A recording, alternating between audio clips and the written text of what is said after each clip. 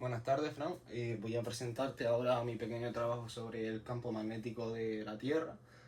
Vamos a explicar el efecto dinamo y por qué es tan importante para la vida. Y bueno, sin más preámbulos, vamos a explicar el efecto dinamo.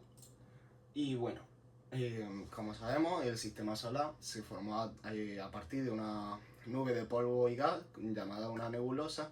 Y una vez esta nebulosa estaba más formada, eh, remontémonos al origen de la Luna y de la Tierra.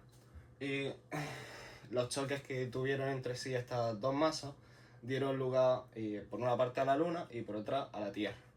Bien, la Luna no tiene campo magnético y eso es debido, el campo magnético se debe a que, como bien sabemos, la Tierra tiene corteza, manto y núcleo, y el núcleo está dividido en dos: el núcleo externo y el núcleo interno.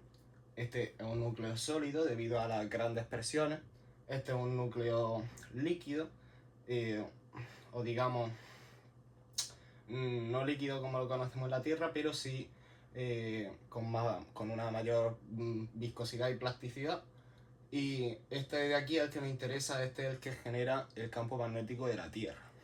Y en el caso de la Luna y de Marte, el interior no tienen actividad geotérmica, son planetas, digamos, muertos, por lo que no generan campo magnético.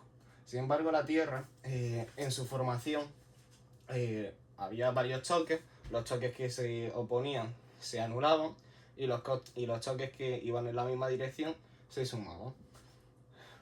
Supongamos que esta es la dirección en la que los choques se sumaban.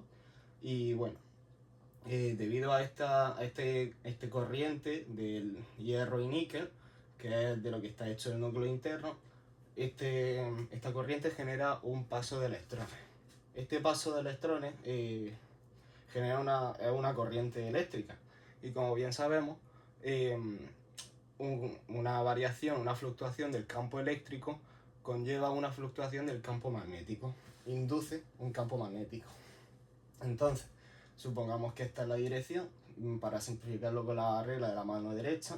Como vemos, las líneas salen desde el sur geográfico y van hasta el norte geográfico, que esto recuerdo que sería al revés, es decir, las líneas de sumidero recordamos que eran el sur, por lo que esto sería el sur de los polos y esto sería el norte del imán.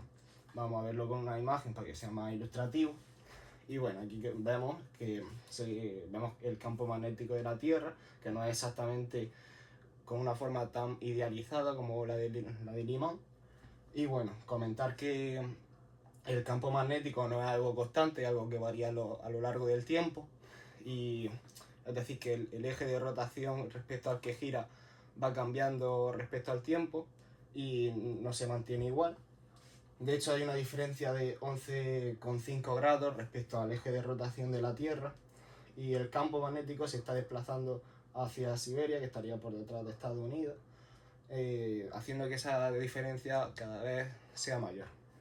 Bueno, el campo magnético también es muy importante, ya que nos protege de los vientos solares, que los vientos solares no dejan de ser partículas que el Sol emite hacia la Tierra, y el campo es capaz de protegernos de ellas, esparciéndolas, es decir, evitándolas con este campo magnético. Igual que Júpiter, con su campo magnético infinitamente más fuerte, evade a meteoritos de que lleguen a la Tierra. Pues estas partículas, que las que me interesan son principalmente protones y electrones, la evade el campo magnético de la Tierra, haciendo que se achate por esta parte y, sin embargo, por su parte posterior se alarga, dijéramos como si fuera un huevo. Y el fenómeno de las auroras boreales, y bueno, se produce básicamente en los polos, es decir, en el polo sur y en el polo sur y el polo norte, porque aún así hay partículas que logran traspasar este campo magnético en las zonas en las que es más débil, y estos protones, electrones, ionizan el aire a su alrededor, principalmente el oxígeno, que son los colores verdosos que vemos aquí en la aurora, y transiciones entre el oxígeno y el nitrógeno, que serían estos colores más rosados. como digo, se pueden producir dos tipos de auroras boreales, las del norte y las del sur. Son exactamente lo mismo, cambian en que unas se producen en el polo norte y otras en el polo sur, en Australia. Y bueno, esta sería mi presentación. Muchas gracias por escucharme.